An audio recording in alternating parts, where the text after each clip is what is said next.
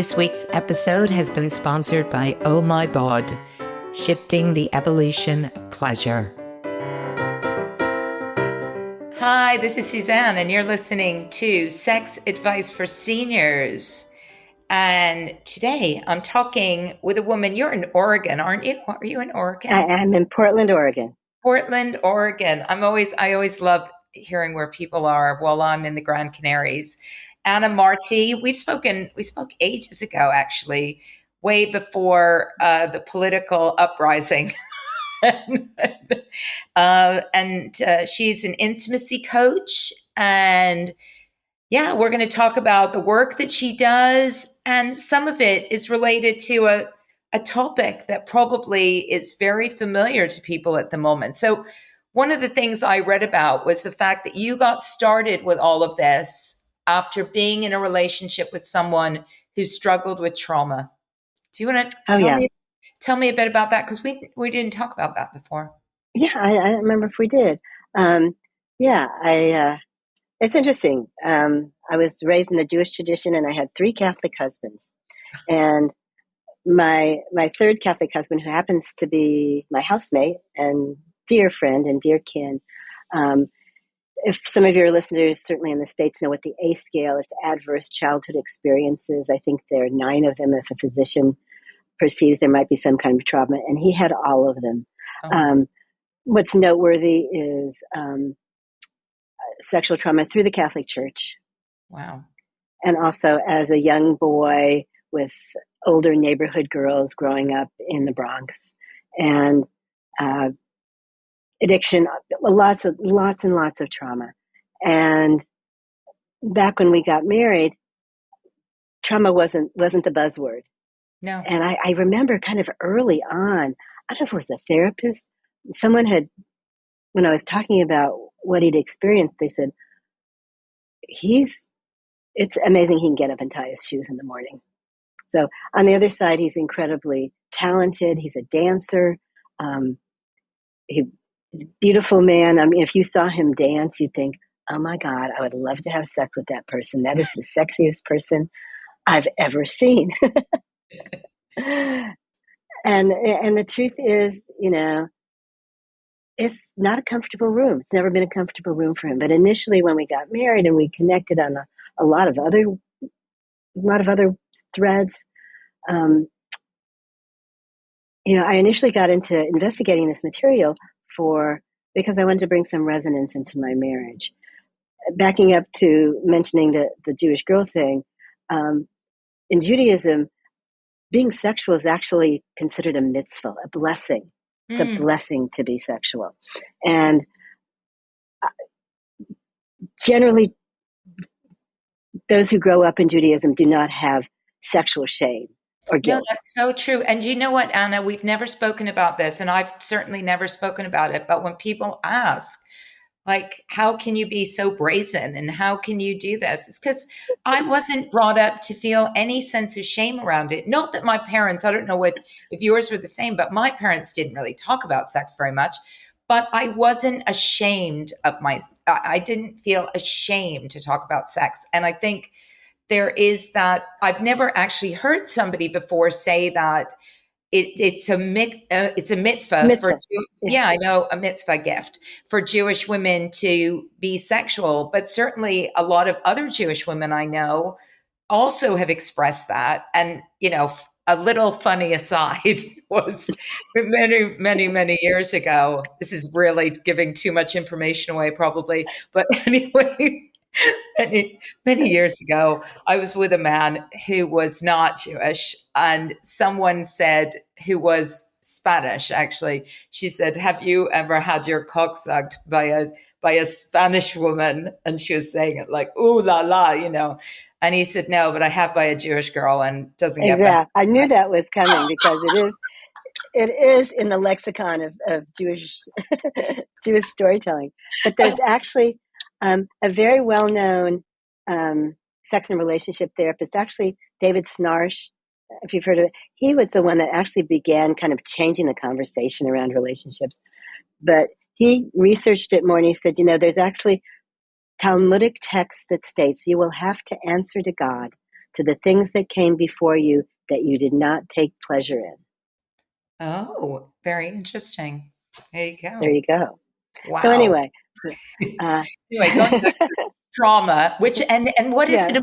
about? Just again, an aside, I am also drawn to people, right, who have really struggled in life, and Hmm. they're drawn to me as well. Like I'm the sort of bright ray of sunshine with the stable family background and all this other stuff, and I tend to attract people who have the exact opposite, who are Hmm. maybe they're looking for family, maybe they're just looking for some semblance of like normalcy, I don't know, but you know, Structure, stability. structure, stability. So I attract people that also have gone through significant trauma. And yeah, when I say significant, I mean like really Yeah. significant. So yeah, anyway, so you'd met this lovely man who Yeah, had actually, I'd known him for years and years through the dance community. So I've studied dance for a long time. And when we got together, he was willing for me to schlep him to workshops and, and therapists because I wanted to bring this connection, this sexual connection, which had always been a place of easy connection for me. And I yeah. like being in a body. I've always enjoyed being in a body. Um, and and again, I said, like, as a dancer, he can Yeah. inhabit his body in that way. So I remember the very first workshop we went to. We hadn't been married very long. This was probably in the late '80s, and it was called Follow Your Heart. The workshop was called Follow Your Heart, and I said, well, that sounds pretty accessible. And we didn't have any communication skills at all. And I called the facilitators and I said, is this about sex? Because I knew I couldn't get them to go if it was about sex. And they said, no, it's not about sex. It was all about sex through this. And and one of the first exercises they had us do was you had to sit facing your partner and you was to ask your partner, how do you like to be touched? And so he asked me first, and I was like waxing on about how I like to be touched. And then when it was my turn to ask him, he gave voice to what I knew intuitively in my body. When I said, how do you like to be touched? He said, I don't. Oh wow. Wow. And it was the beginning of a 3-day weekend workshop. And I remember going into the bathroom with the facilitators and weeping. But it was an open door. It was an open door. The whole weekend was an open door. They had us do exercises that were about connectivity. They gave us a framework to begin to have conversations. And, that's kind of a segue into why I do what I do is I want to create an environment where people can build their capacity for discomfort because these are for most people really awkward and uncomfortable conversations. Yeah, yeah, for sure.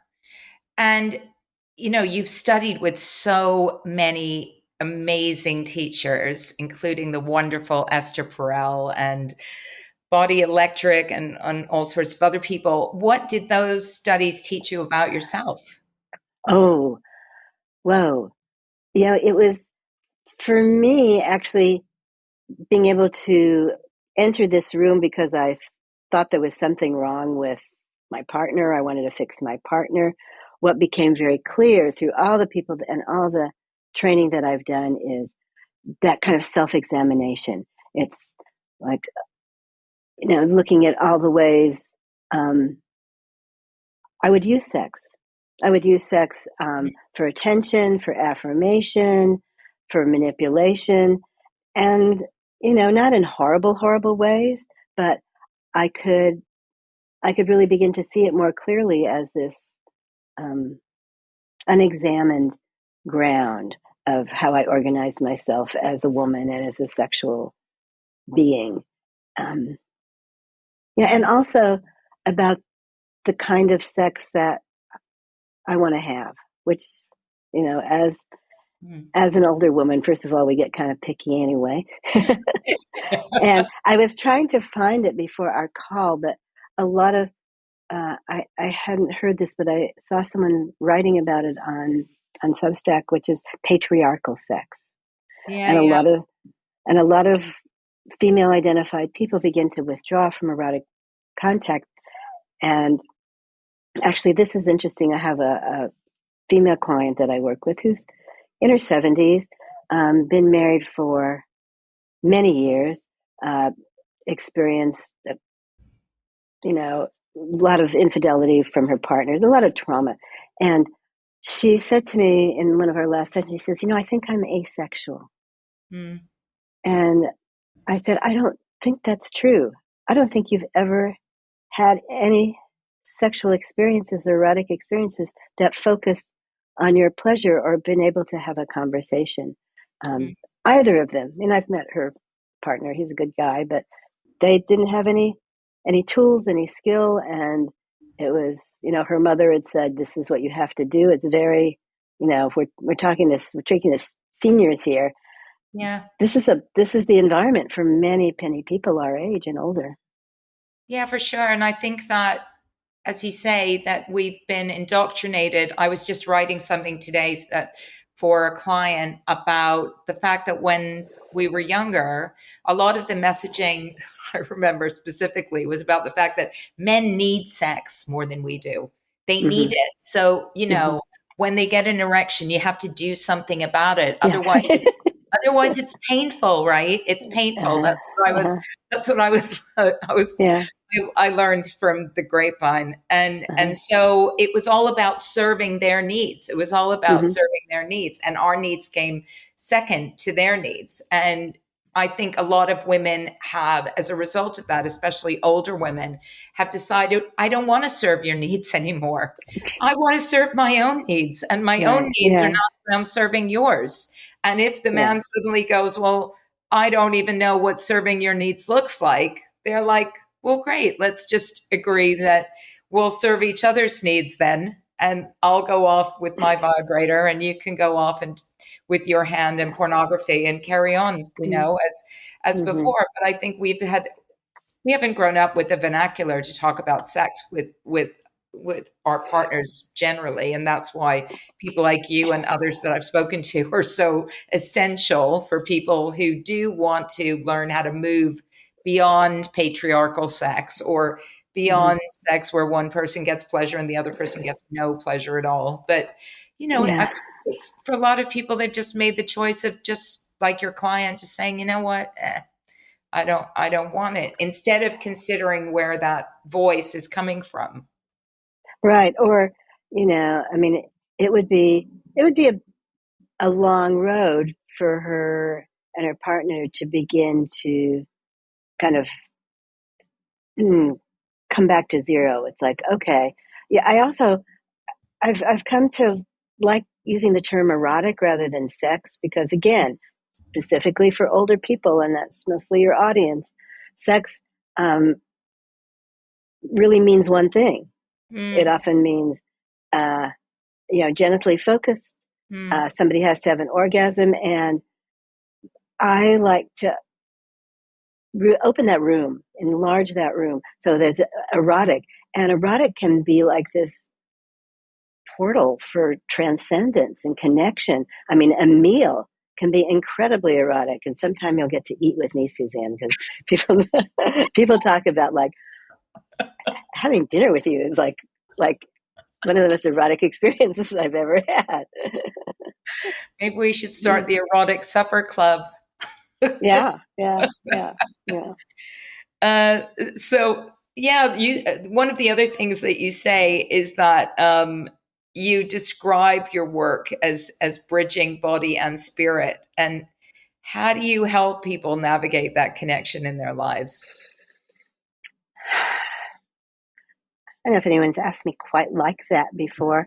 Um, so I'm a traditional tantric student, which Mm, means, and traditional tantra is just, I know you've had lots of people on, but it's a spiritual technology, not a religion. So it involves meditation and those kinds of practices that on a good day um, begin to unwind my identities to, I'm a woman, I'm this old, I do this, race, gender, all those things. And so that I can kind of live more with more freedom. And so with my clients, I bridge it more, not necessarily from the word spirit, because I don't, I want to respect whatever their traditions are and their language is, but from a place of freedom and learning how to actually have an experience, that their thoughts are not who they are, that they can have an experience maybe more sensation focused, be able to experience what comes up from that, notice when there's reactivity. Yeah, so it's a process, but it really is somatically centered, and to be able to sense what's happening in their bodies at any time. I think we touched that briefly the last time we spoke. Yeah, and that discomfort that people have is in their bodies, even though they think it's a story. Yeah, it's on the weekend. Someone re-engaged with me that had screwed me over a year ago, and was at a tantric workshop, which I found both hysterical and also kind of curious about, because I thought this is a person who doesn't appear to be in touch at all with any part of their spirit side, and suddenly they're going for a weekend retreat with a tantrika. And They still may not have any connection with their spirit side. well, he's not speaking to me now, so I guess I'm never going to find out.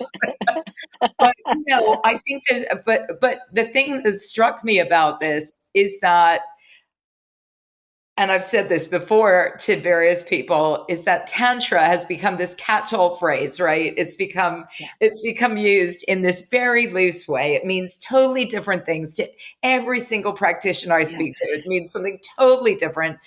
It's almost lost its meaning entirely. And the fact that this city guy was going to this tantric retreat for 3 days, I thought, this is kind of, for me, the epitome of where we have got to with this. Is that people who have really very little spiritual sense, from what I can see anyway, are going, I suspect, maybe I'll go meet a hot chick, a hot yoga chick. I think this is what I think was probably going on. And then he said to me, he phoned me up and said, this is really not my thing at all. And I'm finding this surprise. I'm finding this very difficult and everything. And he had to start the day with meditation and all of this stuff. So, I think there is something to be said about bringing this back to its roots. And working with people who perhaps really do understand, when they're going into this experience, what it's all about, rather than this kind of mainstream concept that we've all. It's a real appropriation. And again, not disparaging some of my colleagues who do really good work, but the way it's been appropriated in Western culture is, oriented toward things that aren't, oriented toward more consciousness and erotic expression, which is not a bad thing. More consciousness and erotic expression is not bad. That's what you do. That's what I do. But putting it, I feel like it's convenient to put it under this kind of pseudo spiritual language, because there's been such a split in Judeo-Christian culture. Yeah, for sure. And next question is, people have lots of misconceptions about intimacy and connection. And how do you help them to unlearn some of those beliefs that they've got, which kind of actually does relate to this whole tantra nightmare? A lot of people also have to consider what that actually means. Yeah. So intimacy and connection, the first piece is with themselves. And are people willing? We spoke briefly before we started the recording about what an intimacy coach does. And hopefully what I do is create an environment, because at the end of the day, Suzanne, I have no idea what somebody should do with their lives, but I have confidence in a part of them that does know. So I want to create an environment where they can get in touch with their own wisdom, which we all have. Yeah. We all have. And then, of course, getting in touch with it is one thing, and then being able to act on it is another. And that's when people come up against, you know, habits, patterns. I'm thinking of some people I know that, you know, have grown up with a sense of having to please other people, you know, Yeah. and having a low capacity for people being mad at them or disappointed. So even though one might have like a sense of what's right for themselves when they come into contact with the people they care about, or it's very difficult to begin to turn that barge another direction, which is a metaphor that I use. You know, how, it's like, it feels just, it's like, oh, a half a degree. Oh, yeah. It's like, it's hard. It's really hard. Yeah, and I also think that as older people, sometimes as well, we're our own worst enemy because we're taking all that belief out there that either we shouldn't be sexual or we shouldn't want this and we shouldn't have that, and oh, we're too old to try this thing over here, and we have to reject all of that. I mean, I get a lot of that just generally from people saying, "Oh, most older women don't want sex anyway," and I think, well, I'm not sure that's necessarily true. I think that lots of older women especially, have had sad, sad to say, but disappointing and unsatisfying Yeah, sexual experiences, and so they're maybe not as forthcoming about wanting sex as they would be if those experiences were more positive. and, absolutely. Yeah, and absolutely. Absolutely. And I think I mentioned a book to you before, which I really like, The French Woman's Guide to Sex After 60. oh, Do I you don't know know. that one? Oh, No. it's fantastic. It's written by a French woman, The French Woman's Guide to Sex After 60. But what it does is it really illuminates the, the kind of the infinite number of erotic expressions that women can inhabit, whether it's, you know, sex with themselves, sex that doesn't involve orgasms, there's all kinds of erotic experiences. Yeah. And one of the things I brought up before our call, Emily Nagoski, who's quite well Oh, known, yeah. and she wrote the book Come Together, and she talked about the three most significant factors in creating sustainable eroticism within committed relationships, which we all know kind of can be hard to do. And one of them is that the couple really finds their own way of connecting that's not, and they don't give a darn about what magazines said they should have or sex therapists said. This is what we like to do. This is what's nourishing for us. And so Yeah. it can be very individual. Um, yeah. So, but the first piece is having them build a stronger relationship to that inner wisdom, to themselves, and then being able to hold on to it, when the outside world is pushing up against them. Yeah, absolutely. And developing, I think also Esther Perel talks about, the eroticism around distance, breeding desire, and having Mm-hmm. some degree of mystery in your relationship so that you don't Right. disclose everything to the other person. They don't need to know absolutely everything about you. Do you think that it's possible to develop that erotic capacity in your relationship when it hasn't been there previously? I I think there's some distinctive aspects. One is, has it ever been there? Mm. So, and I remember being at a professional conference, and they asked the room, if it has never ever been there, it's very difficult to awaken. If it was there, um, it's interesting. That's a longer answer, and I'm thinking of a couple that I'm working with now that are about to get married, and they are having a very difficult time finding that erotic connection. And but as I get to know them, I'm learning more about them, and perhaps the kind of sex they had when they first met was the kind of sex that is fueled by drugs, basically, serotonin Yeah. and dopamine, and those don't last. So the kind of sex you might be willing to have because you felt in love with a person, um, you can't find your way back there. So it depends. I guess the answer is it depends. If both individuals have, you know, have good skill in communicating, and are willing to practice, just like anything, Yeah, yeah. Yeah, if you're willing to practice, you can get better at it. But I don't have a magic bullet for anybody. That's there's that. I think for me, it's like if there's it sort of goes back to the very beginning of our conversation. If there's been any shame around sex and in your life, then there's the unwinding of all of that that needs to happen, right? And then for me, it's like, is a person willing to be playful? Um, Mm-hmm. that's I think if somebody's willing to be playful, even if they've never been playful in an erotic way before, but they've been playful in other ways. So Yeah. maybe they Mm-hmm. play an instrument, or they're a musician, or they're an artist.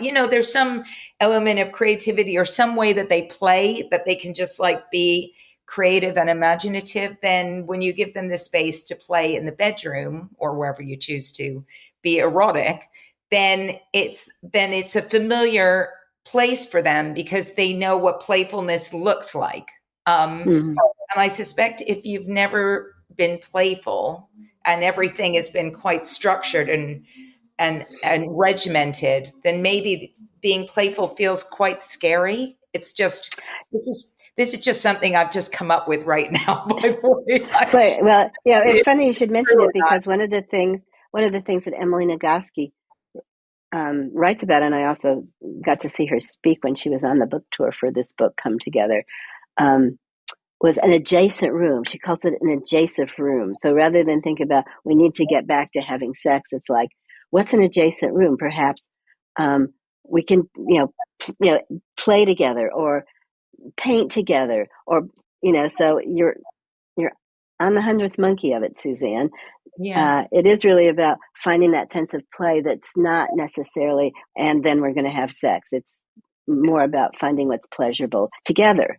together. Yeah, yeah, for Yeah. sure. Because when I had a partner. Sadly, he's no longer in this world. But the thing that we came together with to start with was both getting back to our creative passions Mm. in our 50s and 60s. And I went back to singing, and he went back Yes. to drawing and painting and art. And we were so encouraging of each other when we were in that. We built a studio in my back garden, and we were creative. We were individually creative and individually supportive of each other's creativity. And that then led to being more playful when we were being sexual or erotic or whatever you want to Yeah. call it. And he was a person who really hadn't experienced that before, because Mm. he wasn't with somebody who was like that before. He was with people who were, not, they didn't have that creative outlet. So I think Hmm. that was one of the things that we found attractive in each other, was the being able to support each other creatively led to creative expression in other areas of our life, cooking and etc. Just Cool. just having Yeah. fun. But I think that had he not had gone back to that creative passion of his, I wonder if that would have been the case. Now that I reflect back on that, if he just said, "Oh, I'm giving up on all of that," and he'd just been the guy who went to his job every day and did his job and didn't really enjoy his job, and so I think you need to have fun, right? You need to have Hmm. fun. And if you Yeah. can't find a place of fun, then it's hard, because sex should be fun. Like being with people should be fun. Yeah. And Yeah. if it's And not, pleasurable. And yeah, pleasurable. Yeah. yeah, Enjoyment. Yeah. yeah. Yeah. So if you could leave listeners with one key takeaway, Anna, about intimacy, connection, or healing, what would it be? That's a typical end of podcast question. Okay.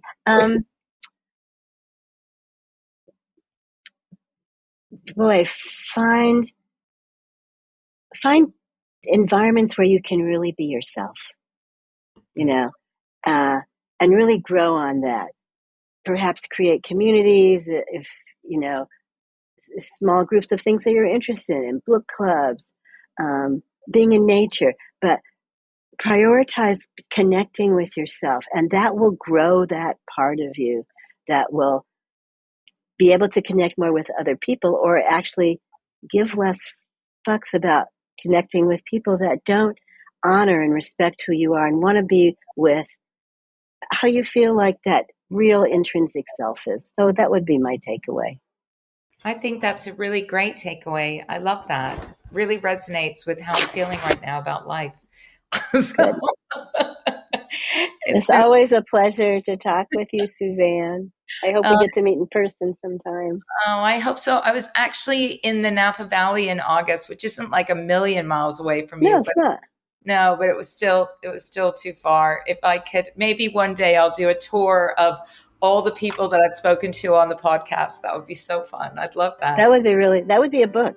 That would That be a that would book. That that would would be a be a book. book. I'm Yeah. I'm writing And my next book, so maybe that's what it should be. Who knows? yeah. Yeah. And Take your book tour and do it. Yeah. that'd be great. Thank you so much. Thank you, darling.